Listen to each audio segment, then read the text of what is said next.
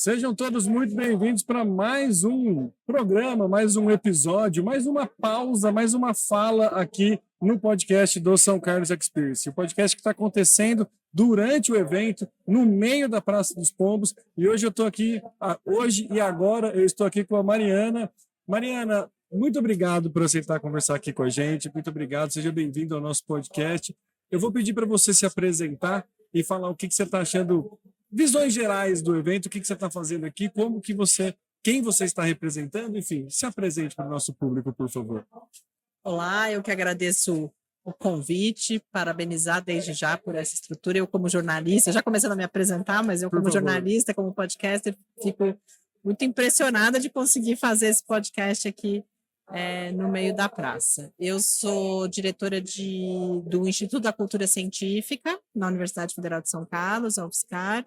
É um instituto que é dedicado justamente isso que a gente chama de promoção da cultura científica. As pessoas às vezes conhecem mais como divulgação científica, como comunicação pública da ciência, que é justamente trabalhar para tentar facilitar esses encontros entre a universidade, especificamente entre a ciência e diferentes públicos, e a sociedade em geral. Então, a primeira coisa que eu devo dizer é que eu estou no lugar onde a gente é feito para estar, né? Em praça pública, aqui em São Carlos. Então, é uma satisfação muito grande. A gente participou da primeira edição da São Carlos Experience, naquele momento quase que por acaso, mas já foi uma experiência tão positiva que a gente teve a felicidade de ser convidado pelo Daniel, pelo Luan, pela Detrip, para esta edição, já desde do momento da sua concepção. Então, eu acho que a gente deu um passo grande de estar ainda mais presente, a gente está aqui caminhando para o final dessa nossa participação, né, e foi sem dúvida muito positiva. A gente esteve num stand específico, que é a área que a gente chama de UFSCar na área, que é essa ideia de que a UFSCar ela não está só atrás dos seus muros, ela não está só no seu campus, mas ela está em qualquer lugar em que as pessoas que fazem a UFSCar estejam, né? Então, lá no stand a gente teve toda uma programação de palestras muito diversificada, mas, além disso, a gente pôde interagir com outros grupos, curadores, promotores de programação aqui, em várias trilhas. Então, a gente teve ontem, por exemplo, uma parte importante da trilha de saúde e qualidade de vida, que foi uma mostra de tecnologias em saúde. Hoje de manhã, desde ontem à tarde, na verdade, mas hoje de manhã, sobretudo, pudemos trazer experiências de um outro campus, que não é o de São Carlos, o campus Lagoa do Sino, para a trilha de agricultura regenerativa e o futuro da alimentação. Presença muito grande também nas trilhas de diversidade e educação, que são temas muito importantes para os caras, então é muito bom poder estar na praça com eles, e além disso outras participações pontuais também em outras temáticas. Você falou, é incorreto usar o termo divulgação científica ou tem um termo mais abrangente? É comum usar? Divulgação científica é correto, não é que é incorreto, é que quando a gente fala em promoção da cultura científica, é justamente essa ideia. O que eu entendo particularmente é que quando a gente fala em divulgação científica hoje, eu acho que mais automaticamente leva a um tipo de atividade, que é essa atividade mais tradicional de comunicação, dos influencers, por exemplo, que infelizmente estão cada vez mais presentes no Instagram. Quando eu falo em cultura científica, o que eu estou entendendo é que aproximar a ciência das pessoas precisa ir muito além disso. Você, por exemplo, aqui ontem eu falei da mostra de tecnologias em saúde. Ali não era só uma estratégia de comunicação estricto sensu, mas também, por exemplo, de matchmaking, de conversar com gestores públicos, com empresários. Então, eu entendo que... Por que é Instituto da Cultura Científica? Porque a gente vai fazer o que tiver que ser feito para promover esses encontros entre ciência e público. Às vezes isso se dá pela divulgação científica, Perfeito. Mas se dá por outras vias também. Então, o objetivo aqui, basicamente, é você trazer essa cultura científica, Exatamente. esse olhar científico, para o meio, dar acesso às pessoas a enxergar essa cultura científica que é muito bem produzida dentro da universidade. Exato, e que elas possam, a gente fala em permitir, o que é dar acesso, o que é democratizar?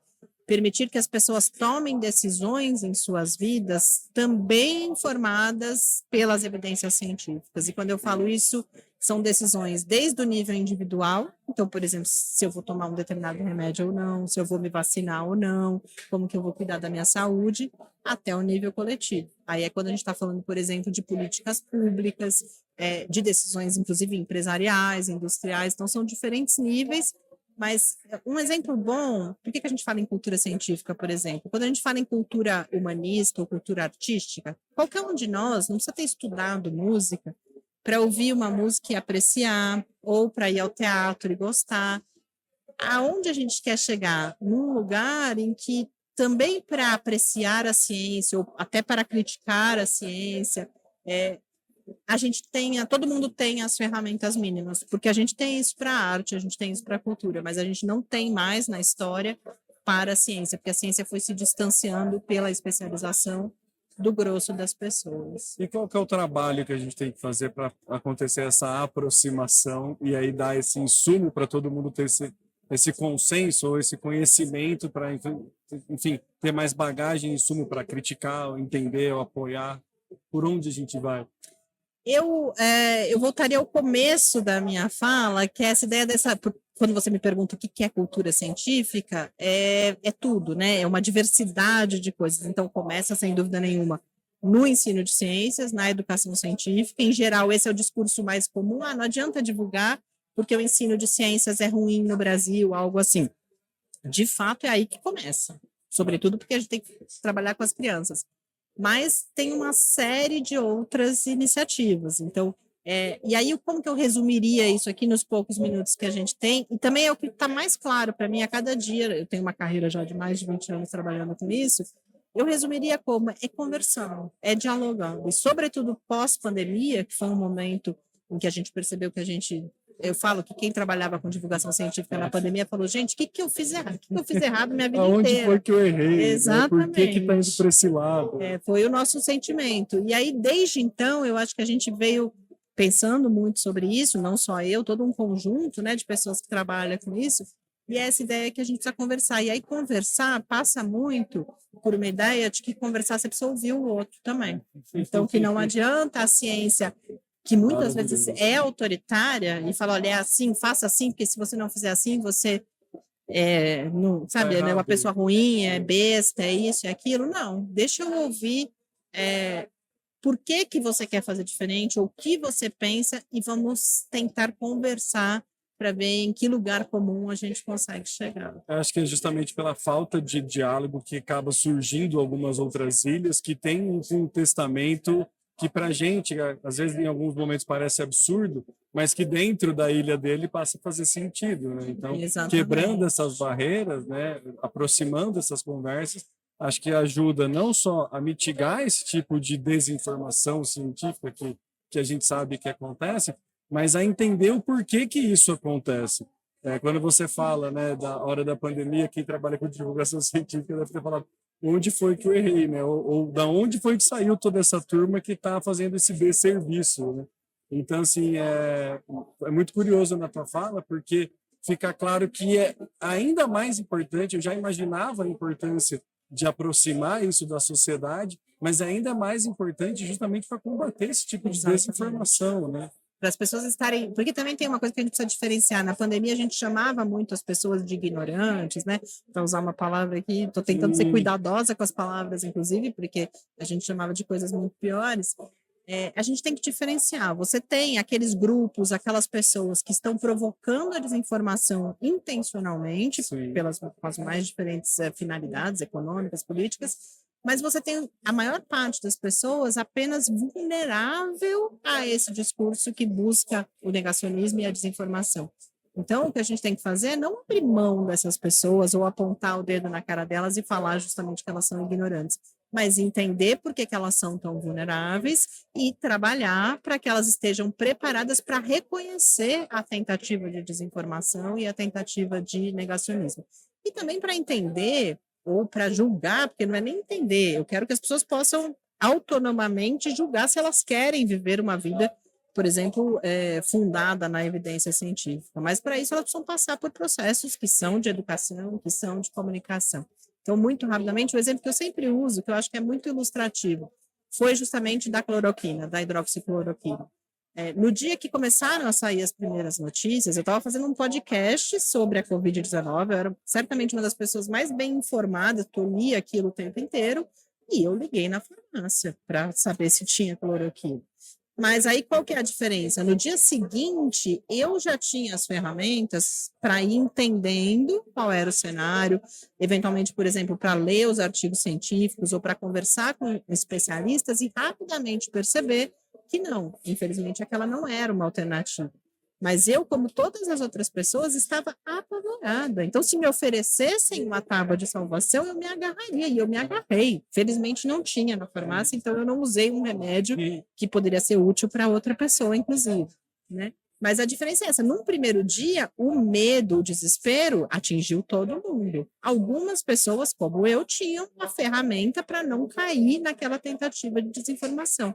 Muitas outras não, né? Então, eu acho que esse é um bom exemplo do que eu digo que a gente tem que, de um lado, entender as pessoas, entender, como você mesmo colocou, por que elas estão agindo dessa forma, muitas vezes pelo medo, por razões afetivas, porque elas têm um vínculo com alguém que elas confiam muito, e é essa pessoa que está provocando a desinformação. Essa ideia da confiança, hoje em dia, está claro para a gente que é muito importante, e a partir do momento que eu entendi, eu tentar conversar com aquela pessoa e oferecer a ela outras possibilidades, além daquelas que esses grupos que estão tentando ludibriá-la, na verdade, estão oferecendo. Muito bom, muito bom. Já para ir encerrando, eu costumo falar, estou falando para todo mundo que vem aqui na conversa, que o propósito do São Carlos Experience é justamente construir pontes e derrubar muralhas, né? Porque aqui em São Carlos, eu sou daqui, nascido e criado, né? Meu pai é professor universitário, né? Meu irmão é professor, eu já dei aula também na universidade, e aí a gente sente, eu percebo que tá tudo muito em silos às vezes, assim, né? Tem a academia, o poder público, o empresariado, a sociedade civil como um todo, os estudantes trafegam um pouquinho para lá, e eles não se encontram, não se tocam e não trocam ideias a respeito do que cada um tem no seu cotidiano. E o objetivo do São Carlos Experience é justamente fazer isso, né? Promover esse tipo de encontro, derrubar essas barreiras e trazer todo mundo para um ambiente único para ter esse tipo de troca. Como que é para você participar de um evento como esse, ser um player extremamente ativo, né? Fomentar esse tipo de encontro, e qual que é a importância disso para o UFSCar? Olha, eu preciso primeiro de tudo responder pessoalmente e profissionalmente. Pessoalmente, sem contar o profissional, já é um prazer muito grande, é um lugar de encontro, é um lugar de conversa. Fora, eu acho que talvez até mais importante do que a agenda oficial é tudo que acontece ali entre eventos. Já fui conversando com várias pessoas, então pessoalmente é muito prazeroso. Mas esse pessoal profissional também é, eu saio diferente. E eu saio diferente quando eu digo pessoal profissional, eu saio diferente como diretora do Instituto da Cultura Científica, justamente com muitas ideias de como seguir justamente construindo essas pontes. E para a UFSCar, eu acho que a universidade não só cada vez mais tem o discurso de que ela precisa se aproximar da sociedade até para se legitimar, né, voltando inclusive a esse cenário de negacionismo, mas também ela vem sendo cobrada cada vez mais sobre o seu impacto social. E não existe lugar melhor para a gente, evidenciar que a gente tem impacto, mas mais do que isso, aumentar esse impacto. Porque hoje de manhã a gente teve uma mesa, inclusive, lembrei desse exemplo agora, sobre o uso de bioinsumos na agricultura familiar. E aí uma das pesquisadoras estava falando eles estão construindo projetos hoje em dia, projetos de pesquisa, mas em diálogo com os agricultores familiares. E tem coisas que ela descobriu. Ela pesquisou a vida inteira uma coisa, né? Um tipo de bioinsumo, por exemplo, os micro-organismos, foi lá para o laboratório, fez eles ficarem muito eficientes. Mas aí o problema que o agricultor tem, e que, portanto, ela só vai impactar o campo se ela resolver esse problema, ela só descobriu agora, conversando com esse agricultor. Então, eu acho que são esses encontros que se dão numa praça pública como essa, que vão permitir que essas questões apareçam e que a gente avance. Eu acho que eu me sinto também, tenho conversado muito isso com o Daniel, com o Luan, a gente fica muito ansioso, porque muitas vezes a gente está aqui junto na praça, mas se a gente olhar para os diferentes palcos, continua sendo cada um no seu canto, né? E aí a gente fica ansioso, puxa, como é que a gente rompe isso?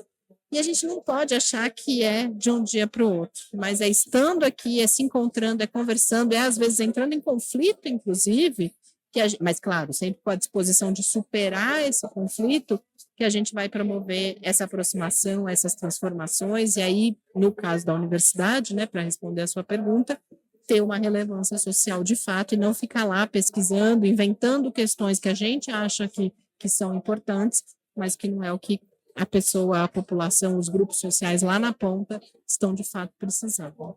Maravilhoso. Muito obrigado. Eu que agradeço. Prazer conversar com você.